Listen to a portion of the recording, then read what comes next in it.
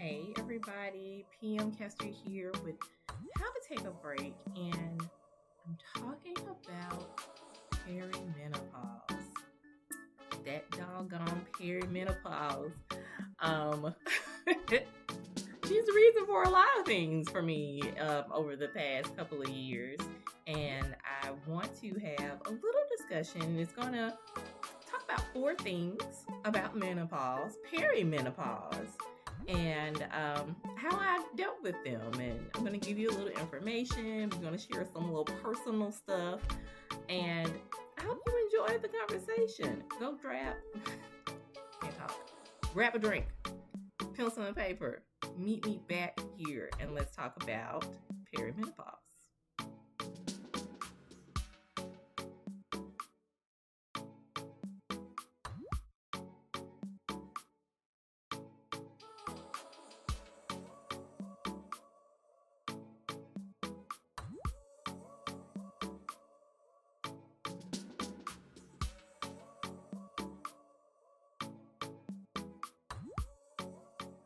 All right, everyone.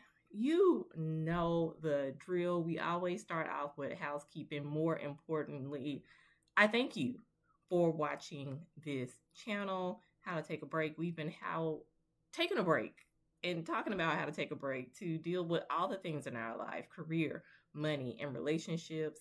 This conversation will focus on our relationship with our body, more importantly, how we are dealing with perimenopause at a big age, maybe even at a young age. We're going to talk a little bit about it. If you haven't already, hit the subscribe button. Y'all, I have been trying to hit 300 subscribers for like the past couple of months, and I'm just at a standstill. So if you're watching these videos and you like it, please hit subscribe. I would greatly appreciate it.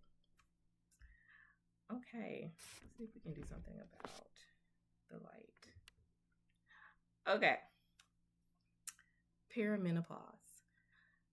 Four questions I'm going to hit on, and I'm going to start with the more obvious question, right?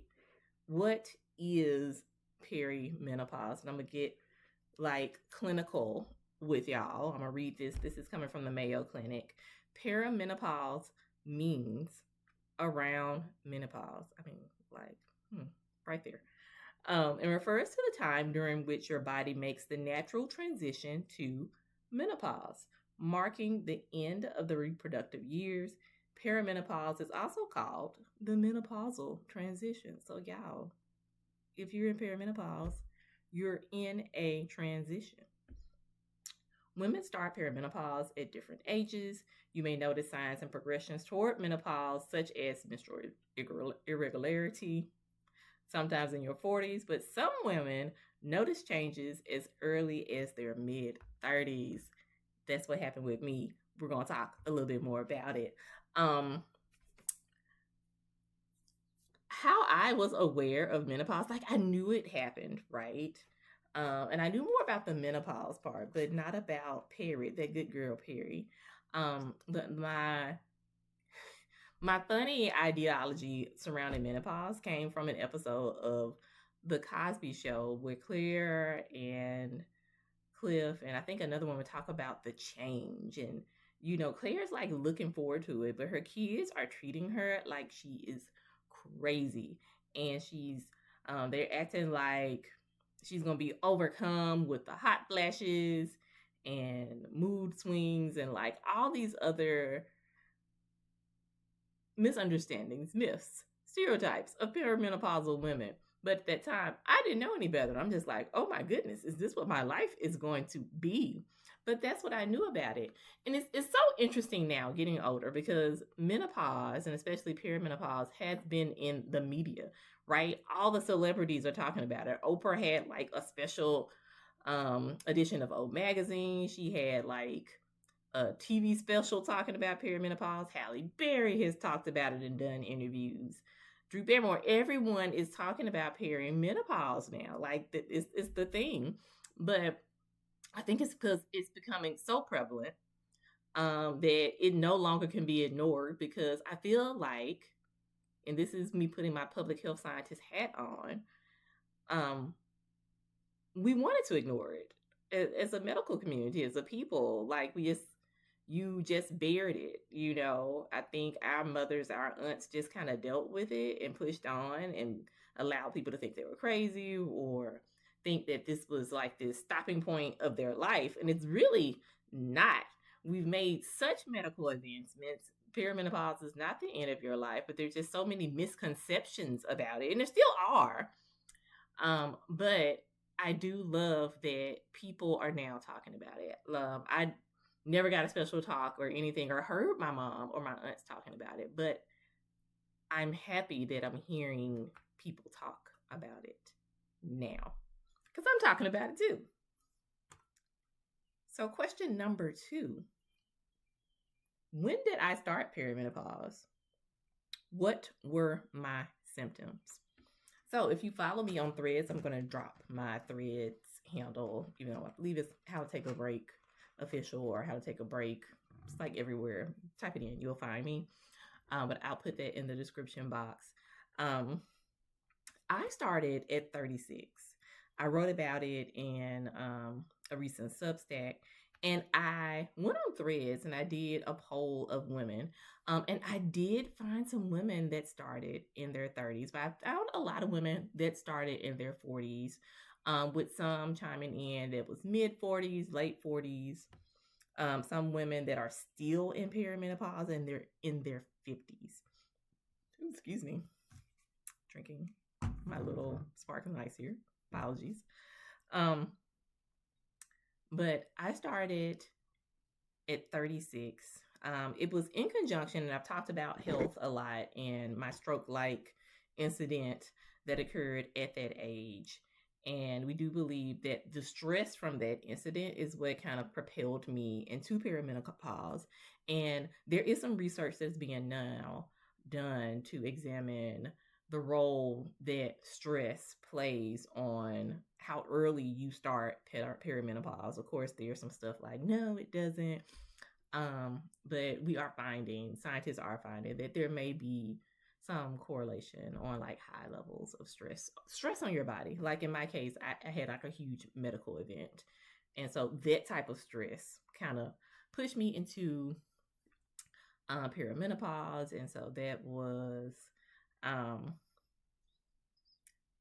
inconsistencies with my hormones, with my cycle, some dryness down there. And that started in my 30s. But those were like, I had minimal symptoms of perimenopause. So we did recognize that, my OBGYN recognized that that was me starting perimenopause then. And I see it, and I do believe that stuff like that is happening probably to a lot of women, but they're not connecting the dots that is perimenopause until it gets to the more intense symptoms. And the more intense, like, dang, this is really perimenopause stuff, that happened to me. I'll be 44 in a couple of weeks, but I started really getting into the perimenopause symptoms when I was around 42. And so that was night sweats, right? Hot flashes. What am I saying? Hot flashes. Fatigue, just horrible, like to the point where I could not get up these stairs. And, I'm someone who has ran 5Ks, like was religiously walking so many miles a day. And it was just hard just to even get around like my block, like a little 15-minute walk was just like, it felt like stuff was weighing me down. And I would later find out there was perimenopause. Of course, it was confirmed that that's what it was. I thought, if I'm being honest, I was actually having an actual stroke. So what's up with that? So those were some of my symptoms. I'm going to link a story that goes into deeper details on the symptoms that I experienced with perimenopause. What are some myths about perimenopause? I'm already laughing because you know how you have old wives' tales? Looking and thinking back on like some of these perimenopausal myths and lies and fallacies that I have come across, they've been from men. So I'm like, can we have men tall tales or old men's tales as well? Hello, hello. You're not even going through perimenopause. How you know about my body, more about my body than I do? Hello, hello. All right. So, what are some of the myths? Number one, and I just heard this recently from a friend of mine, and I had to correct her on this. Um, One of the myths is you cannot get pregnant during perimenopause. Hate to bust your bubble. You still have your cycle during perimenopause, and as long as you're having your cycle, you can get pregnant. It may be harder, but I want you to look back on women you know in their late 40s or early 50s that had these surprise babies. That was during they were in the midst of perimenopause and they had those babies. So it happens. I even like looked up some stuff before having this conversation with y'all today.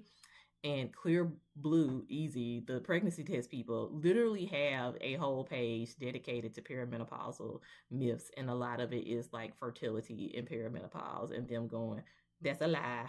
You can still do this.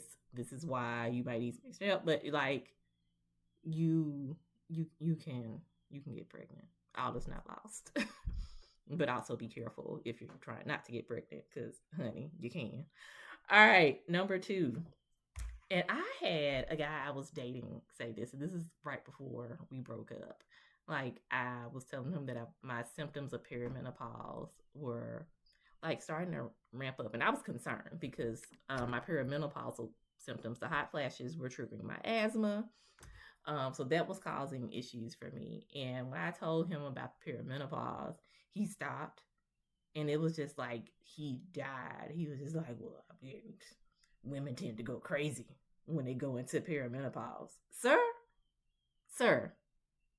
So what do we call it when men that are close to 50 start going crazy and having their crisis?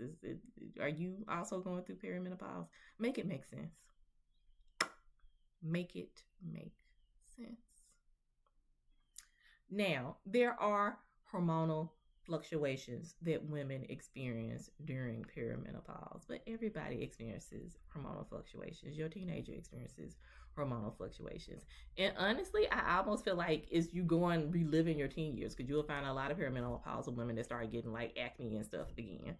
But you do because you know your estrogen is like low. It's like all sorts of stuff. The estrogen is really affecting the lack of estrogen is affecting your hormones. So you will have moments where you're just like, why am I sad? Why am I crying? This is ridiculous.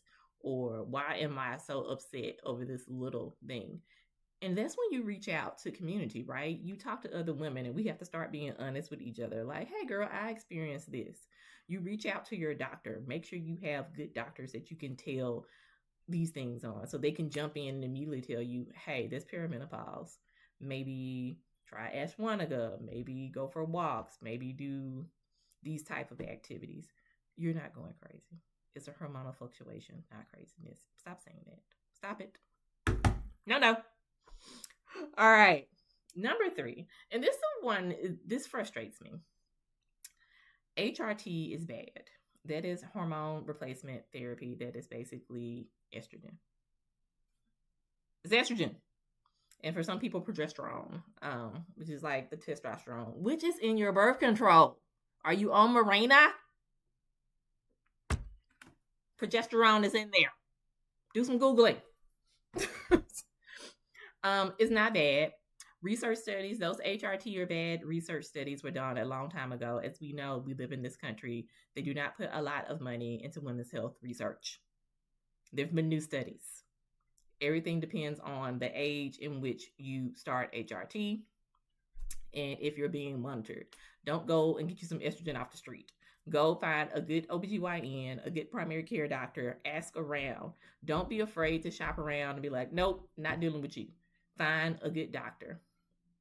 There are several dosages of estrogen that you go on. My doctor started me at the absolute lowest dose of estrogen, and that dose helped me so much. It alleviated a lot of my symptoms. We are just now, after so many months, elevating to a little higher dose. We're not ramping all the way up. It's a gradual thing just to see where my fit level is. And every time, like, there's a monitoring that goes on, especially in my case because I had heart issues. And so that's where the concerns are. The concerns with estrogen are with any type of comorbidity you may have, like if you have heart issues, asthma, stuff like that. And usually in that case, they'll put you on something and then they'll watch you, they'll monitor you. You'll work in lockstep with your cardiologist, your pulmonologist, and your OBGYN. But in most cases, you need estrogen. Um, Low estrogen leads to like poor bone density. So, you fall and hurt yourself. The lining around your heart is thinner because it relies on estrogen. You don't hardly have any when you're in perimenopause. So you need that estrogen. It's helping you. It's not bad. That's a myth. Look up some stuff. I'm going to try to find some links. I'm trying to educate the people. And finally, um, question number 4, how am I managing perimenopause? So I've already alluded to one thing. I am on HRT. So I was already on Mirena, and we're using that as like my testosterone, my progesterone, which is in that. And I am on a low dose of estrogen. I've also recognized that I have to change certain things in my diet. So I started this year experimenting with a Mediterranean diet. I think is good for me. I wanted to do vegetarian. I've seen a lot of people doing vegetarian and things like that when they're on when they're in perimenopause. For me, my iron was low. That's also something that can happen with perimenopause. So I knew I needed some type of. I needed to figure out how I was going to get my iron. So I'm doing kind of like a variation of the Mediterranean diet so that I could still have meat in my diet while I try to figure out where I land. Um, I also juice, the green juice that helps me with like digestion and joints and stuff of that nature. I have supplements that I've taken. Now, when I was taking ashwagandha and turmeric, I was doing that before I got on estrogen, and I feel like that helped me a lot, especially with the mood fluctuations. And the turmeric is good for digestion and for your joints. So I do stuff like that. I try to stay active. And I feel like if I could tell you anything, that's my biggest advice. Even young ladies who have not started perimenopause, find some way to be active now, because it does affect your joints.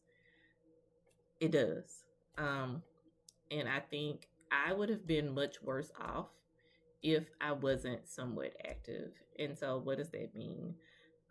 Just go for like a 20-minute walk a day. Um, I also have osteoarthritis, and so I'm trying to get into the practice of stretching. So I try to build in stretching at least 10 minutes a day if I can. A lot of times, if I'm being honest, recently the past 2 months have been crazy, so it's a little less than that, but I'm trying to be intentional about that. Then going to yoga classes, and doing Pilates. Pilates has helped me a lot, so I'm trying to get consistent with it. Also, infrared sauna. So infrared sauna is supposed to help with your immune system, but it also has helped me with joint issues. And so when I was doing infrared sauna like every other month, um, when I first started having symptoms, that also helped me a lot. So these were things that helped me before I even got on the estrogen. And it's just going to come down to being consistent with what you're doing, consistent with like looking at what you eat. Start keeping track of when you eat things and how they make you feel. Certain things will trigger hot flashes and other perimenopausal symptoms. Write it down. Keep it in like a little journal. Write it down. Um, Try to keep moving. It helps not only your body, but it helps your mental health. And this is a time where that's ever so important with the mood fluctuations and things that are shifting in your body with your hormones. And don't be afraid to reach out to people, build community. I started having really honest conversations with like every woman around me, like all my friends and stuff like that. And so it really helps. And it helps them, like they'll look and be like, hey, are you okay? I'm noticing you're walking funny or whatever. Is this perimenopause? So they'll be looking out for you. And it helps to have that support. All right. Let me know if you're in perimenopause and how you're dealing with it. Because, your tip might help me and it may help somebody else. And until next time, take care of yourself and find the time to take a break.